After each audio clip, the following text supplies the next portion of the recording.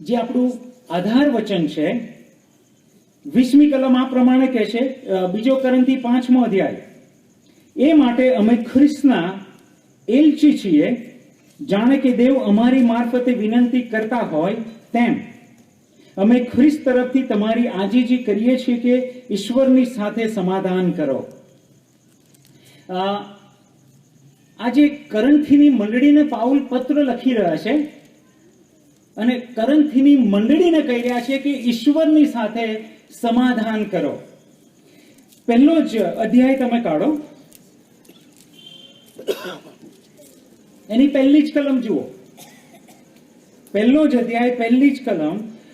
Paul કોને પત્ર લખી રહ્યો છે? ત્યાં લખ્યું છે કોને?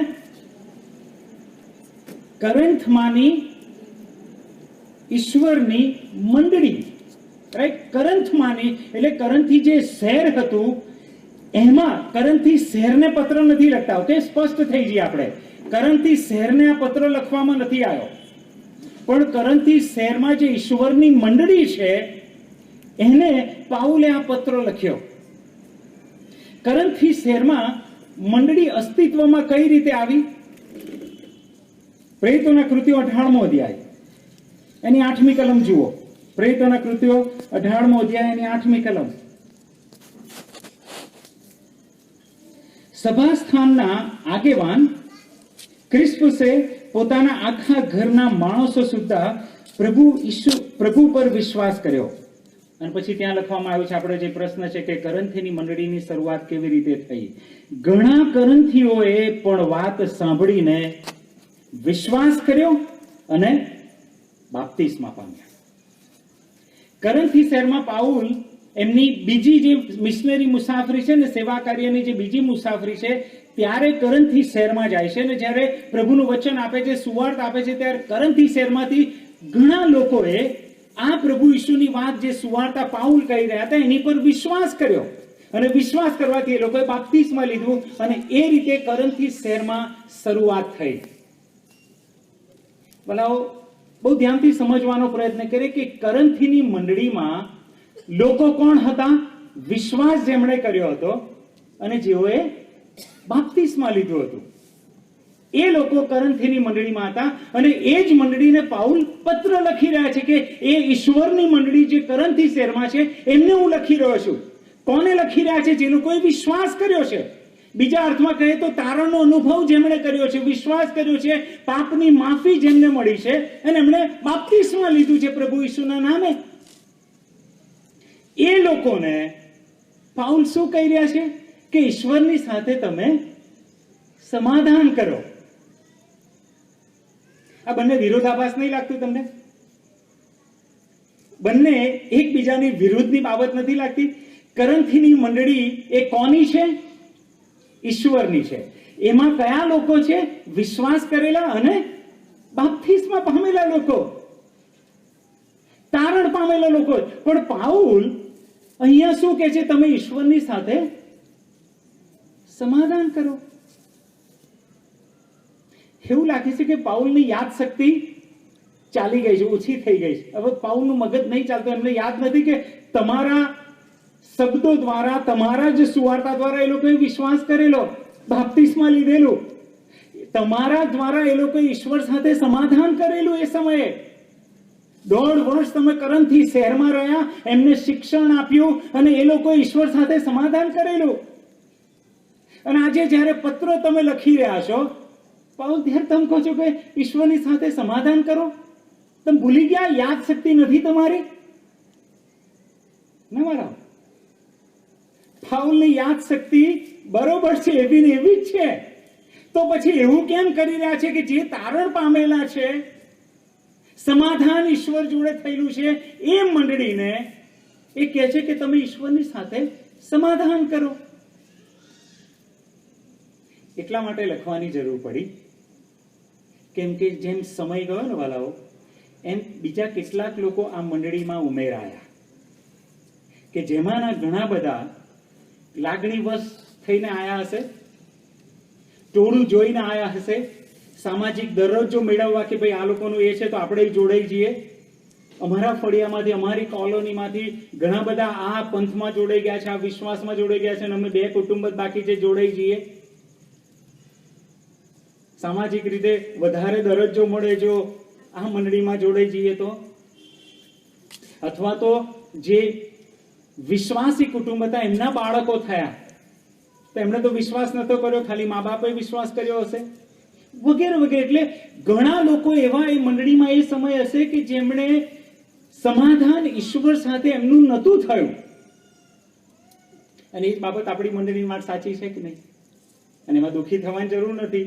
એવા લોકો હોય તો કશો વાંધો નહીં, કે જેમનું મંડળીમાં નામ છે, સંકળાયેલા છે, જોડાયેલા છે, પણ ઈશ્વરની સાથે હજુ એમનું સમાધાન થયું નથી. એ શક્ય છે, અને એનાથી કંઈ છુપાવવાની જરૂર નથી કે બીવાની જરૂર નથી. મમ્મી પપ્પા હોય અને તમે મંડળીમાં તમારું નામ નોંધાયું હોય પણ હજુ ખ્રિસ્ત સાથે સમાધાન ના હોય, એ કારણને લઈને પાઉલ એ લોકોને યાદ દેવડાવે છે કે ઈશ્વરની સાથે તમે સમાધાન કરો.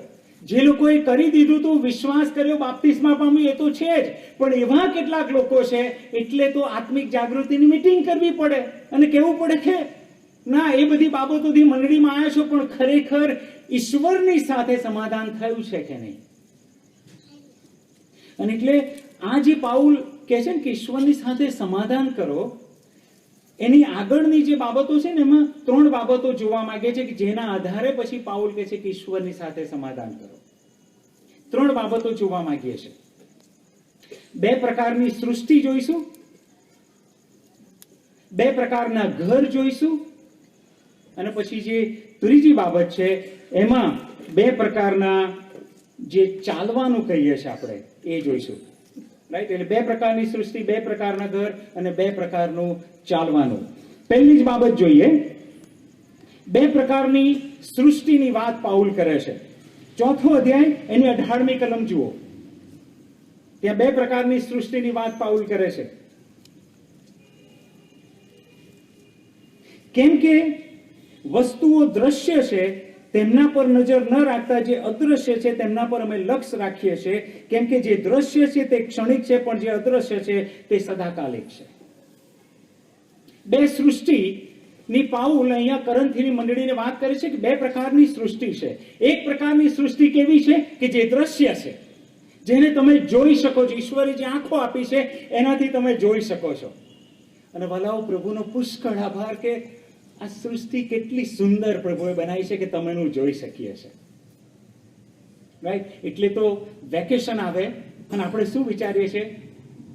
કોઈ પહાડી એરિયામાં જઈએ, કારણ કે આપણે લોકો અહીંયા ફ્લેટ એરિયામાં રહીએ છીએ, એટલે આપણને એવું થાય કે પહાડી એરિયા, હિમાચલ પ્રદેશ, જમ્મુ કાશ્મીર, સાપુતારા, સરસ હિલ હોય, ઠંડુ વાતાવરણ હોય, ઝરણા વહેતા હોય, આપણા મનને પ્રફુલ્લિત કરી દે. આપણે જોઈએ ને આપણને થાય કે વાવ, કેટલી સુંદરતા.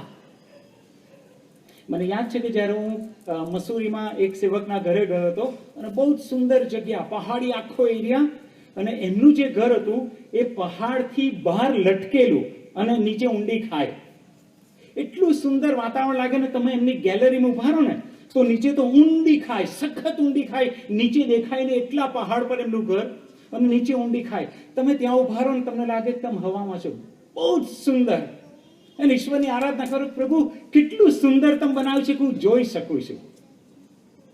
અને હું જ્યારે એમની ગેલેરીમાં જોતો હતો ત્યારે એમણે કીધું કે હું વર્ષે 1 વાર નીચે ઉતરું છું. એટલે મેં એમને પૂછ્યું વર્ષે 1 વાર કેમ નીચે ઉતરો? તો કંઈથી ચમચા ચમચી બધું પડી ગયું તો વર્ષે 1 જ વાર જઈને લઈ આવું છું. એટલે જ્યારે એમણે એવું કીધું ને કે વર્ષે 1 જ વાર જઉં છું તો હું તરત ત્યાંથી બહાર નીકળી ગયો. મારે અહીંને ઉભા રહેવું, કાંક જો પડ્યો તો પાછા વર્ષે જ મને લેવા આવશે 1 વાર, એટલે મારે વધારે નહીં ઉભા રહેવું. સુંદરતા, રાઈટ? એ તો ઈશ્વરની જે સુંદરતા છે. સૂર્ય, આકાશ, ચંદ્ર તમે જુઓ, પહાડ જુઓ, પક્ષીઓ જુઓ, બ્યુટીફુલ, સુંદર ઈશ્વરે આ જે સૃષ્ટિ બનાવી છે, જે દ્રષ્ટિ આપણને દેખાય છે, બહુ સુંદર બનાવી છે. આ તો ઈશ્વરના સર્જનની વાત કરી, પણ માણસનું સર્જન બી કેટલું સુંદર છે. સાદું જ ઉદાહરણ, આ ખુરશી પર તમે બેઠા છો, માણસે બનાવી, કેટલી સુંદર, કેટલી આરામદાયક. માણસે જે આખું બનાવ્યું. તમે ઘર જુઓ, માણસ કેટલા સરસ ઘર બનાવે. તમે અમુક ઘરની આગળથી જાઓ ને એટલે તમને થાય કે વાવ, કેટલું સરસ, કેટલો સરસ કલર કર્યો, કેટલો સરસ આકાર આ ઘરને આપ્યો છે. અને ઘરમાં જાઓ ત્યારે તમને સોફા અને એ જે માણસે જે બનાવ્યું છે કેટલું તમને અજાબ લાગે છે કે વાવ, સોફા તો એવા હોય ને પોચા કે તમે અંદર ઉતરી જાઓ, તમને બહાર કાઢવા માટે ક્રેન બોલાવવી પડે. સુંદર, એટલું અજાયબ માણસે જેવી સર્જન કર્યું ને એ પણ બહુ આકર્ષક છે, રાઈટ? એટલે આપણને તમે જુઓ કે આપણી આંખોને જે દેખાય છે ને એ બહુ આકર્ષે છે આપણને, બહુ સુંદર છે. એ ઈશ્વરનું સર્જન હોય કે માણસનું સર્જન હોય, બહુ જ સુંદર. આ જે આપણને દેખાય છે ને, મોટા ભાગનો આપણો સમય, આપણી સંપત્તિ, આપણી શક્તિ, આપણા સંબંધો બધું છે ને સવારથી સાંજ સુધી આપણને જે બધું દેખાય છે એની પાછળ આપણે ખર્ચ કરીએ છીએ, રાઈટ? સવારથી સાંજ સુધી આપણને જે દેખાય ને એની માટે, કે ભાઈ નાનું ઘર છે તો પછી આપણે મહેનત કરીએ છીએ કે મોટું ઘર થાય, સગવડ ઓછી છે વધારે સગવડ એની માટે, એટલે જે દેખાય છે સૃષ્ટિ એની માટે આપણે ખર્ચ કરીએ છીએ, વધારે સમય એની માટે આપીએ છીએ. હવે જેની માટે વધારે સમય આપે છે કે જે દેખાય છે જે સૃષ્ટિ, પાઉલ એવું કહે છે કે એ લોકો માટે બહુ દુઃખની વાત છે. કેમ દુઃખની વાત પાઉલ? અમને તો ગમે છે, એ સુંદર છે, પણ પાઉલ કહે છે કે તમે ઈશ્વરની આરાધના કરો છો એ બધું જોઈને સરસ, પણ જે દેખાય છે જે દ્રશ્ય છે એ બધું ક્ષણિક છે. સવારથી સાંજ સુધી મહેનત કરીએ છીએ અને એક ક્ષણિક છે, જતું રહેવાનું. આખી મહેનત એના માટે કરીએ અને પછી જતું રહે, અદ્રશ્ય થઈ જાય, ગાયબ થઈ જાય, કે પછી અમે ગાયબ થઈ જઈએ, સમાપ્ત થઈ જાય. આટલું સુંદર, આટલી મહેનત, આટલો પરસેવો, પાઉલ કે છે એ બધું ક્ષણિક છે, જે દેખાય છે બધું. પ્રકટીકરણમાં જોયું હતું કે આકાશ ને પૃથ્વી જતા રહેશે, જે દેખાય છે ને ભલે હવે કાયમનું નથી. ઓકે, બહુ સંભાળજો, જે આપણને દેખાય છે એ કાયમનું નથી. એટલે પહેલી જે સૃષ્ટિની વાત કરે છે પાઉલ કે છે આ એક જે દ્રશ્ય છે ને એ ક્ષણિક છે, પણ એક બીજી સૃષ્ટિ ઈશ્વરે કરી છે, જે દેખાય છે એ જ, પણ બીજી એક સૃષ્ટિ છે કે જે અદ્રશ્ય સૃષ્ટિ છે. બીજી એક એવી દુનિયા છે કે જે દેખાતી નથી નરી આંખે. એ સ્વર્ગદૂતો છે, એ રાજ્યાસન છે, એ સ્વર્ગીય બાબતો છે કે જે તમને મને નરી આંખે દેખાતી નથી, એ જોઈ શકતા નથી. પ્રભુ ઈસુ એમના શિષ્યોને કહ્યું કે હું તમારા માટે જગ્યા તૈયાર કરવાને જાઉં છું, જો ના હોત ને હું તમને કહે. એટલે સ્વર્ગમાં એવી જગ્યાઓ છે, એવા ઘર છે, એવા સ્થળ છે, ઈશ્વરની હાજરીની પાસે એવા સ્થળ છે કે જે તમને મને દેખાતા નથી. હવે તકલીફ શું છે? આપણી માટે જે દેખાય ને એ આપણને આકર્ષે છે, આપણે તરત જ આકર્ષે. આપણી પાસે નાનો ફોન હોય, કીપેડ વાળો ફોન હોય, કોઈની પાસે ટચ સ્ક્રીન ફોન હોય, મોટો હોય, એટલે આપણને આકર્ષે કે મારે આવો ફોન હોય તો. કોઈ ઘરે જે ટીવી આપણું નાનું હોય, કોઈ ઘરે મોટું સ્ક્રીન હોય ને, એટલે આપણને થાય આકર્ષે છે કે આટલું મોટું સ્ક્રીન હોય તો મારે. હું બાઇક પર જતો હું, કોઈ ગાડી લાવે તો ગાડી મારી જોડે હોય તો. જે દેખાય છે ને એ આપણને આકર્ષે છે, પણ જે અદૃશ્ય છે, જે નથી દેખાતું, એ આપણને નહીં આકર્ષતું. અને સ્વાભાવિક છે, કઈ રીતે આકર્ષે? જે દેખાતું જ નથી, આકર્ષે જ નહીં. પણ પાઉલ કહે છે એ તો આનંદની વાત છે. જે દેખાતું હતું એ દુઃખની વાત છે, કેમ કે જે દેખાતું હતું એ અદ્રશ્ય થઈ જવાનું છે, નાશકારક છે. પણ જે નથી દેખાતું, જે અદ્રશ્ય છે, પાઉલ કહે છે એ તો આનંદની વાત છે. કેમ? તો એ અનંત કાળિક છે. પેલું ક્ષણિક છે, જે દેખાય છે આ બધું, પણ જે નથી દેખાતું ને એ અનંત કાળિક છે. કેટલી મોટી ભૂલ માણસ આજે કરી રહ્યો છે કે જે દેખાય છે, જે ક્ષણિક છે, એની માટે જિંદગી ખર્ચી નાખે. આ શરીર શાના માટે ખર્ચે છે? જે નાશવંત છે એના માટે. પાઉલ કહે છે જે અદ્રશ્ય છે, જે સ્વર્ગીય બાબતો છે, ઈશ્વરે જે બધું રાખી મૂકી, જે તમને મને અત્યારે દેખાતું નથી ને, પણ એ રિયલ છે, એ વધારે ટકવાનું છે. આપણને જ્યારે કહેવામાં આવે કે એવી જગ્યાએ તમારે તમારા નાણાં મૂકવાના છે કે જ્યાં તમને વધારે લાભ થાય. એવી બેંક હોય કે તમને 100% વ્યાજ આપે. તમે 100 રૂપિયા મૂકો ને તો મહિને તમને 100 રૂપિયાનું વ્યાજ આપે. બીજી એક બેંક એવી છે કે તમને 10% વ્યાજ આપે, કે તમે 100 રૂપિયા મૂકો ને તો મહિને તમને 10 જ રૂપિયા આપે. વલો આપણે ક્યાં ડિપોઝિટ કરીશું, ક્યાં ઇન્વેસ્ટ કરીશું, ક્યાં રોકાણ કરીશું, કઈ બેંકમાં 100% વ્યાજ આપે એમાં કે 10% વ્યાજ આપે એમાં? સ્વાભાવિક છે કે જ્યાં 100% આપણને લાભ હોય. પાઉલ કહે છે તો પછી ધ્યાન રાખો, જે દ્રશ્ય છે ને એ ક્ષણિક છે, જતું રહેશે, એમાં ઇન્વેસ્ટ ના કરશો, એમાં રોકાણ ના કરશો. તમારા જીવનનું, તમારા સમયનું, તમારા સંબંધોનું બધું જતું રહેશે. માર્થા આંટી ચાલ્યા ગયા, જતું રહ્યું બધું, ક્ષણિક. બધું મૂકીને ગયા, કશું લઈને નહીં ગયા. એટલે પાઉલ કહે છે જે લાભ છે ને, જે અનંતકાળિક છે, એમાં રોકાણ કરો, એમાં તમારો સમય આપો, એ બાબતોમાં તમે તમારું શક્તિ આપી દો, તમારા સંબંધો ત્યાં વાપરો.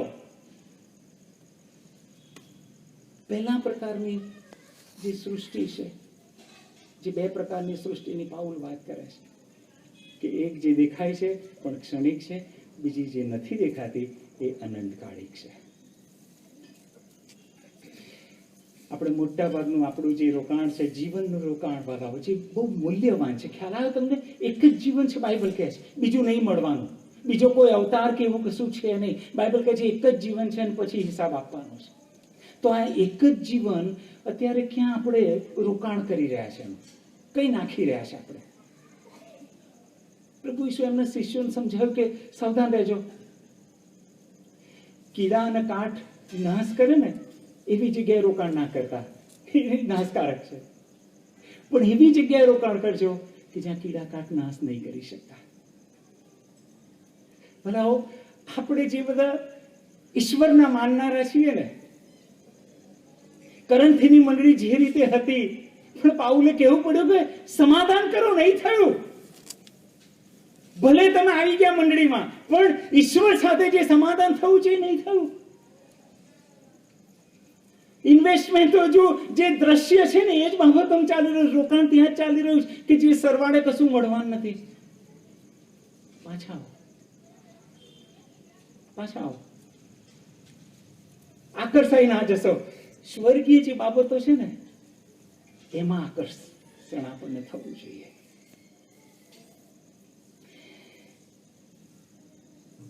બે પ્રકારનું જે સૃષ્ટિ જોઈ, બે પ્રકારના ઘર પાઉલ અહીંયા વાત કરે છે કે બે પ્રકારના ઘર પણ છે. પહેલી જ કલમ જુઓ, 5મો અધ્યાય આપણે જે જોઈ રહ્યા છે. કેમ કે અમે જાણીએ છીએ કે જો અમારું પૃથ્વી પરનું માડવા રૂપી ઘર નષ્ટ થાય, પૃથ્વી પરનું માડવા રૂપી ઘર, આ પહેલું ઘર. બે પ્રકારના ઘરની જે વાત કરે છે ને, કે પૃથ્વી પરનું માડવા રૂપી અમારું ઘર. એટલે જગતમાં જે છીએ ને, પાઉલ કહે છે અમે જ્યાર સુધી જગતમાં છીએ ત્યારે અમારી પાસે એક ઘર છે. એ ઘર કયું? આપણે જે રેતી, સિમેન્ટ એનાથી જે બનાવીએ છીએ અને ઉપર લખીએ છીએ કે બેથલેહેમ કે કનાન કે જે કંઈ હોય નામ, આપણે હાલેલુયા અને એ બધું જે આપીએ છીએ કે લુસિફર, એવું લુસિફર તો કોઈ નહીં આપતું નામ, પણ એનીવે જે બધા નામ આપે છે, કાંઈક અમુક ઘરે લખવાની જરૂર નહીં પડતી, બધાને ખબર છે કે એ છે અંદર. એનીવે, પણ એ જે કન્સ્ટ્રક્શન જે બધું ચાલે છે, પાઉલ એ ઘરની વાત નહીં કરતા. ઓકે, એ ઘરની વાત નહીં કરતા. એ તો કે છે અમારું જે પૃથ્વી પરનું જે માડવા રૂપી ઘર છે, તંબુ અમારો જે છે, જેમાં અમે રહીએ છીએ, એ કયું છે? એ શરીરની વાત કરે છે. કે પૃથ્વી પર હું જે રહું છું ને, જે ઘરમાં, એ ઘર કયું છે?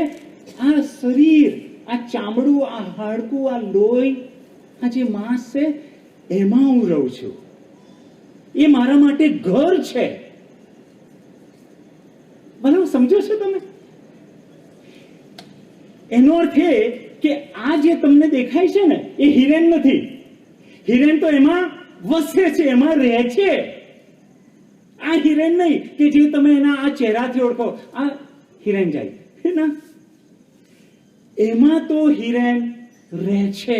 આ મારું ઘર છે. પાઉલ એવું કહે છે, તમે જે બેઠા છો ને, તમારા શરીરને અડકો અને કહો કે આ તમે નથી, આ તો તમારું ઘર છે જેમાં તમે રહી રહ્યા છો. આ તમારું નથી ઘર, આ તમે નથી, આ તો ઘર છે કે જેમાં આપણે વાસો કરીએ છીએ. અને પાઉલ એવું કહે છે, આ જે અમારું માડવા રૂપી જે ઘર છે ને, જે શરીર છે કે જેમાં અમે રહીએ છીએ, ખરો અમારો જે આત્મા અંદર રહેશે, હું પોતે મારું અસ્તિત્વ અંદર જે છે, પણ લોકો મને આ નામથી ઓળખે છે, પણ ખરેખર એ તો અંદર રહે છે. પાઉલ એવું કહે છે કે આ નાશકારક છે. આજે પહેલા ઘરની વાત કરે છે ને પાઉલ, કે જે મારું શરીર છે એ તો નાશવંત છે, એ નાશમાં જવાનું છે. પાઉલ કેમ આવી દુઃખની વાત કરો છો? કેમ દુઃખની વાત? કે આને તમે કેટલો પ્રેમ કરીએ છે અને આને છોડવાની વાત કરો છો? કેમનું શક્ય બને? આને તો કેટલો પ્રેમ કરે. આના માટે તો અમે સવારથી સાંજ સુધી મહેનત કરીએ છીએ કે આ તંદુરસ્ત રહે, આની સગવડો પૂરી પડે, આંખને ગમે એવું ટીવી મોટું લાવીએ, એના માટે તો આખો દિવસ મહેનત કરીએ છીએ. લોન પાછળ જે લીધી એની પાછળ તમે ખર્ચો કરીએ છીએ, કે મકાનની પાછળ. અને તમે એવું કહો છો કે હા નાશવંત છે, આ ઘરમાં હું કાયમ રહેવાનો નથી. પાઉલ એવું કે છે, આ ઘર મારે છોડવાનું છે. એનો અર્થ એવો થયો, પાઉલ એવું કે છે, આ કાયમનું નથી મારું ઘર, હું જેમાં રહું છું આ તો મારે છોડી દેવાનું છે, કે જે નાશકારક છે. આપણે જે આ મકાનો દેખાય છે ને, આપણે જેમાં રહીએ છીએ, રાઈટ? તમે જુઓ કે મકાન પર જે તે નામ લખ્યા હોય, પણ એ ઘરમાં રહેનાર લોકોને આપણે મકાન પર લખેલા નામથી નહીં ઓળખતા. ઉદાહરણ તરીકે ઘર ઉપર બેથલેહેમ લખ્યું હોય તો અંદર ઘરના બધા સભ્યોને આપણે એવું નહીં કહેતા, કો બેથલેહેમ. આપણે એવું નહીં કહેતા, એમના અલગ અલગ નામ છે. એ ઘરમાં જે રહે છે ને એ લોકોના નામ છે. આ તો ઘરનું નામ છે.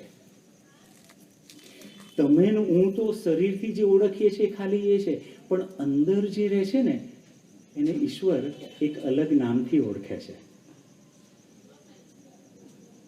અને જીવનના પુસ્તકમાં જે નામ લખાયું છે ને એ આ માડવાનું નથી લખાયું, અંદર જે રહે છે ને એનું જીવનના પુસ્તકમાં નામ લખાય છે. અને એ કયું નામ ઈશ્વર જાણે છે, મને નહીં ખબર, પણ ઈશ્વર દરેકને નામથી જાણે છે, કે જેના એના જીવનના પુસ્તકમાં નામ લખાયા છે.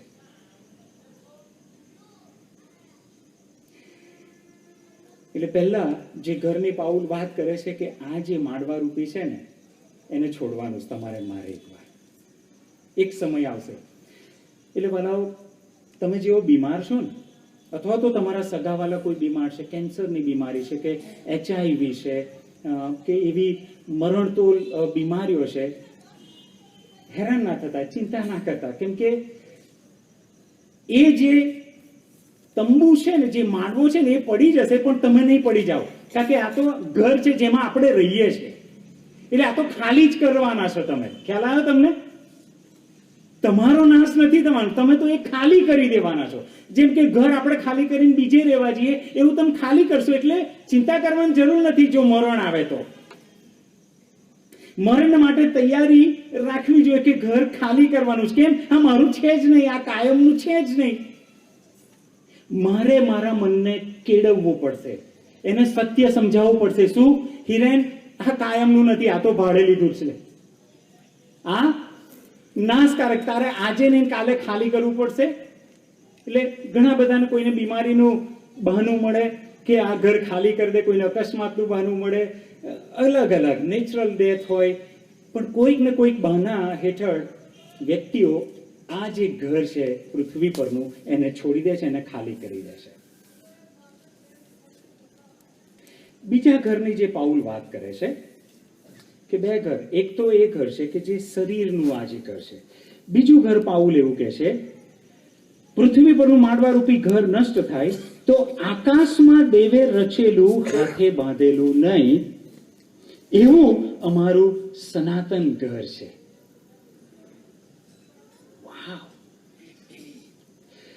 પાઉલ કે છે, મને ખબર છે આ મારું શરીર જેમાં હું રહું છું ને એ તો હું છોડી દેવાનો છું, આજે નહીં કાલે નાશમાં જશે, પણ મારો નાશ નહીં થવાનો. ઘર તો પડી જશે, મારો નાશ નહીં થાય, પણ હું ઘર હું મારી જાતને શિફ્ટ કરીશ, એક ઘરમાંથી બીજા ઘરમાં જવાનો. અને જે બીજું ઘર છે ને એ કેવું છે? ઈશ્વરે રચેલું, ઈશ્વરે બનાવેલું છે. આકાશ ને પૃથ્વી જતા રહેશે ને, આપણે જોયેલું પ્રકટીકરણમાં કે નવું યરુશાલેમ પ્રભુ લાવવાના છે. એમણે રચેલું, એમણે બનાવેલું એવું એક ઘર છે, હાથે બાંધેલું નહીં, અને એ સનાતન ઘર છે. એટલે તમે જોયું, અનંતકાળી ઘર છે કે જેનો નાશ નહીં થાય, જેમાં આપણે રહેવા જઈશું ને. આ જે નાશવંત છે ઘર, એ છોડીને જે બીજા ઘરમાં જઈશું, સ્વર્ગીય જે ઘર છે એમાં જઈશું ને, એ નાશવંત નથી, એ અનંતકાળી ઘર આપણને મળવાનું છે. કેટલું અજાયબ વાલાઓ! પાઉલ હવે આનંદની વાત કરે છે કે અમે તો આ ઘર છોડીશું ને, પણ અમે જે બીજા ઘરમાં જવાના છે એ તો સ્વર્ગીય ઘર છે કે જે સનાતન, એનો કોઈ અંત જ નથી, એવા ઘરમાં અમે રહેવાના છીએ.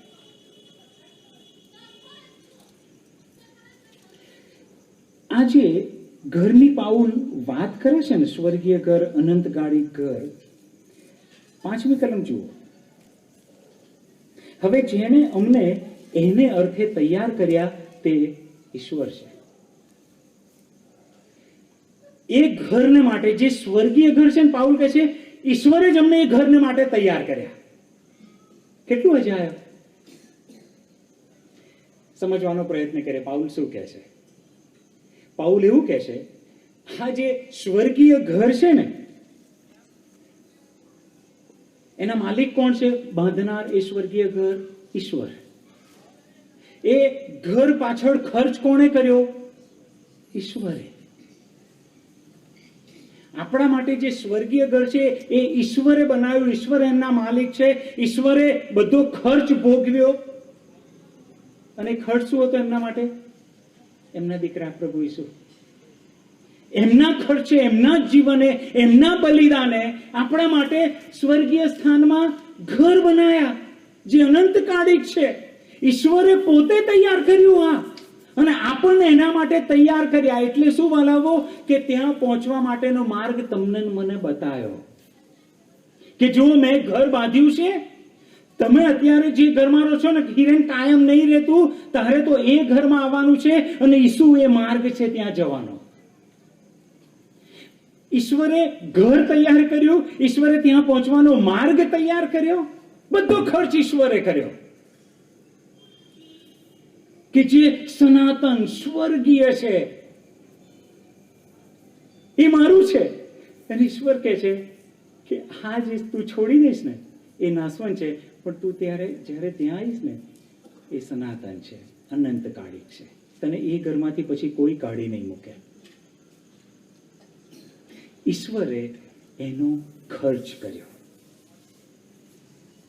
આવા કોઈ મકાન માલિક તમે જોયા છે કે પોતે આલિશાન બંગલો બનાવે, પોતે ખર્ચ કરે, બધું જ એ કરે, અને પછી જે દુશ્મન હોય, જે એમનું કયું માનતો ના હોય, એમની વિરુદ્ધનો માણસ હોય, અને એને એ કે મેં તારા માટે ખર્ચ કર્યો છું, બધું છે, આ ઘર હવેથી તારું છે. છે કોઈ આવો મકાન માલિક? પાઉલ કહે છે આપણા ઈશ્વર એવા છે કે આપણે તો એમને પૂછતા નથી, એમની દરકાર કરતા નથી, એમના નિયમો, એમના માર્ગો પર ચાલતા નથી, પણ કે છે એમણે તૈયાર કર્યા. ખ્રિસ્તનું ન્યાયપણું આપણને આપ્યું કે જેથી એ ન્યાયપણાથી આપણે એ ઘરમાં રહી શકીએ. એ ઘર આપણું કહેવાય. ખ્રિસ્તના ન્યાયપણાથી. એ ન્યાયપણું એમણે જ તૈયાર કર્યું, આપણું ન્યાયપણું નહીં વાલાવો. એ સ્વર્ગીય ઘર મેળવવા માટે આપણી પાસે કોઈ હેસિયત નથી, લાયકાત નથી, એવા પૈસા નથી, કશું જ છે નહીં આપણી પાસે. દાન ઉઘરાવવાની જયારે વાત આવે ને ત્યારે કારભારી ભાઈઓ બહેનો કહે છે, ઘણા લોકો કહે છે કે તમે પારખું કરી જો, તમે આપો ને ઈશ્વર તમને આપશે. મને લાગે છે એ ખોટી શિક્ષણની વાત છે કે તમે ઈશ્વરને આપો ને ઈશ્વર તમને આપશે. લાલચથી ના આપશા ઈશ્વરને. તમે કશું મેળવવાના ઈરાદાથી તમે ઈશ્વરને ના આપતા. ઈશ્વરને તેટલે આપવાનું કે સ્વર્ગીય ઘર માટે એમણે બધો જ ખર્ચ મારી માટે કરી નાખ્યો ને, તો પછી આ તો મારે એમને જ આપી દેવાનું. મને મળી ગયું છે તો મારે તો ખાલી કરી નાખવાનું ને. પણ હજુ લોભ, લાલચ કે મને આશીર્વાદ મળશે ને એટલે આપું, મને 100% મળશે ને એટલે હું 10% આપું. પાછા ફરીએ સમજમાં અને સત્યમાં, પાછા ફરીએ. એમણે ખર્ચો કરી નાખ્યો, એમણે બધું કર્યું અને કે છે હવે દરવાજો ખુલ્લો છે. ભલે આ મકાન માલિક એવા છે ને જે પાઉલ વાત કરી રહ્યા છે, બધું એક સ્ટેપ આગળ જાય. શું કહે છે?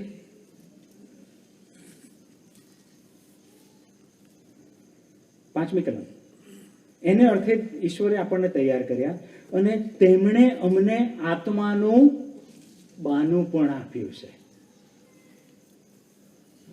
એમણે આત્મા, બાના તરીકે આત્મા આપી દીધો છે, એવું કે છે. દુનિયાની દ્રષ્ટિએ આ જે મકાન માલિક છે ને એ મૂર્ખ મકાન માલિક છે. રાઈટ? દુનિયાની દ્રષ્ટિએ આ જે મકાન માલિક છે ને એ મૂર્ખ છે. કઈ રીતે? પોતે ખર્ચ કર્યો, પોતે બાંધ્યું. દુશ્મનને એ બધું લખી આપે છે. બાના ખત કહો કે 7/12 નો ઉતારો કહો કે મહેસૂલ જે તમે કહો, તમારા નામે દસ્તાવેજ, બધું તમારા નામે કરે છે. ખર્ચ પોતે કર્યો. જે દુશ્મન છે એના નામે બધું જ કરી દે છે અને પછી છેલ્લે ઘરની ચાવીને બધું એને આપી દે છે. એટલે ખરેખર તો બાનું કોણ આપે? ખરીદનાર કે વેચનાર? જે ખરીદે ને એ બાનું આપે કે લો થોડા અત્યારે ડાઉન પેમેન્ટ લો, બાકીના હું તમને આપીશ. હા, તો તમારા મારા જે ઈશ્વર છે ને એ આખા ઉલટું. એટલે જ ઈશ્વરના માર્ગો છે ને જગતના માર્ગોથી ઉલટા જ છે. જગત જે પ્રમાણે વિચારે છે ને ઈશ્વર એવી રીતે નહીં વિચારતા. એમનું વિચારવું આખું અલગ છે અને એટલે આપણા વિચારમાં આપણે ઉલટા થવાની જરૂર છે. આપણને લાગે છે આપણે સીધા છીએ. ઈશ્વર પોતે બાનું આપે છે કે તું આવજે મારા ઘેર. દુનિયાની રીતે તો આપણે જો કોઈ ઘર ખરીદીએ તો આપણે એને આપીએ કે 10% લે, બાકીના હું પછી આપીશ. અને એટલે 10% તમે આપ્યા ને એટલે એ ચોક્કસ થઈ ગયું કે આ ઘર તમે લેવાના છો. ઈશ્વરે એ જ કર્યું કે આત્મા, પવિત્ર આત્મા આપણને આપી દીધા. જે સમયે વ્યક્તિ વિશ્વાસ કરે છે, જે સમયે વ્યક્તિ ઈશ્વરને કહે છે કે મારે સમાધાન કરવું છે તમારી જોડે, આ શરીર તો હું છોડી દેવાનું છું, આ માંડવો, આ ઘર હું છોડી દેવાનું છું, પણ સ્વર્ગીય સ્થાનમાં મારે આવવું છે. જે સમયે સાચા હૃદયથી વ્યક્તિ કહે છે કે મારે આવવું છે, પ્રભુ કહે છે પવિત્ર આત્મા તને આપું છું. અને એ સાબિતી છે કે આ ઘર હવેથી તારું છે, આ સ્થળ તારું થઈ ગયું, મારું રાજ્યાસન, મારો પ્રેમ, મારી માફી, એ બધું તારું થઈ ગયું. પવિત્ર આત્મા એ ખાતરી છે, પવિત્ર આત્મા એ સાબિતી રૂપે આપી દીધા છે. એટલે એફેસીના પત્રમાં પાઉલ કહે છે કે પવિત્ર આત્માથી તમને મુદ્રાંકિત કરી દેવામાં, સીલ.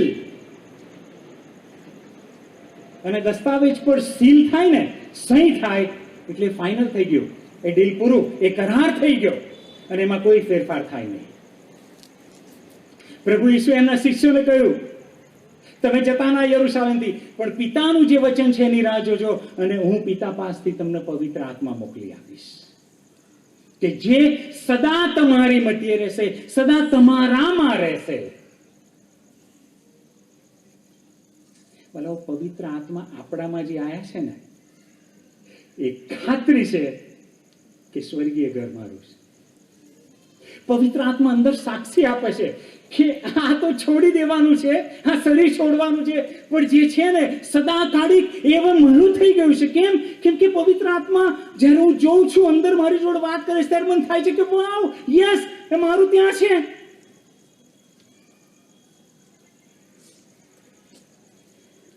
આજે સાંજે આપણામાંથી કેટલા કહી શકે કે આ શરીર હું છોડી દેવાનો છું, પણ ઈશ્વરે બહાના રૂપે, ડિપોઝિટ રૂપે એમના આત્મા મને આપી દીધા છે કે જે કહે છે કે સ્વર્ગીય ઘરમાં હું જવાનો છું. આ શરીર તો અહીં વિસામામાં જશે, પણ મારું જે ખરું અસ્તિત્વ છે ને, મારો જે આત્મા છે એ ઈશ્વરના સ્વર્ગીય સ્થાનમાં જશે કે જે કદી નાશમાં નહીં જાય, કદી એનો અંત નહીં આવે. એ સંબંધ ઈશ્વર સાથેનો, એ આનંદ ઈશ્વર સાથેનો, એનો કદી અંત નહીં આવે.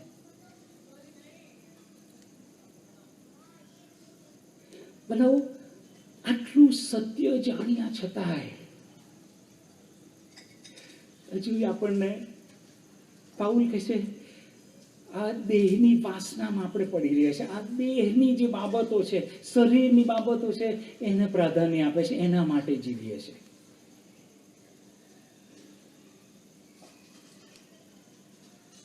જે ઈશ્વરે પોતે ઘર આપણા માટે બનાવી દીધું હોય ને, પવિત્ર આત્મા બહાના રૂપે આપી દીધા હોય, ભલો એની સાથે સમાધાન કરી લો જો ના કર્યું હોય તો. કહી દો, પ્રભુ મારે છોડવું છે આ ઘર જ્યારે તમારો સમય આવે ત્યારે, કે જેથી જે સનાતન ઘર છે એમાં હું આવી જાઉં. એટલે બે ઘરની વાત પાઉલે ત્યાં કરી કે એક ઘર એવું છે કે જે આ શરીરનું છે, અને બીજું ઘર એવું છે કે જે ઈશ્વરે મારા માટે રચ્યું છે ને એ ત્યાં છે. બે પ્રકારનું ચાલવું પાઉલ અહીંયા વાત કરે છે કે આપણે જે ચાલીએ છે ને અથવા તો જીવીએ છે પૃથ્વી પર, એ બે પ્રકારે હોય છે. 7મી કલમ.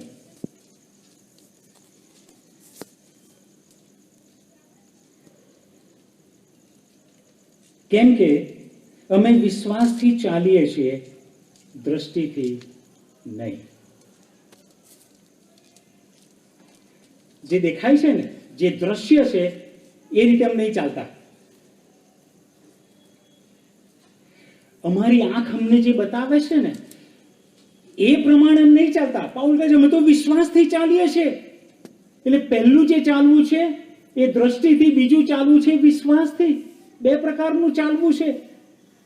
આપણે કઈ પ્રકારે અત્યારે ચાલી રહ્યા છે? દ્રષ્ટિથી ચાલીએ છીએ કે વિશ્વાસથી ચાલીએ છીએ? બહુ મહત્વની વાત. સત્ય તો આપણે સાંભળ્યું કે આ શરીર જે દેખાય છે એને છોડી દેવાનું છે, પણ જે નહીં દેખાતું એ અનંતકાળિક છે, એને પકડવાનું છે. તો હવે આપણે દ્રષ્ટિથી ચાલીશું, જે દેખાય છે એનાથી ચાલીશું, કે જે નથી દેખાતું એની પર વિશ્વાસથી ચાલીશું?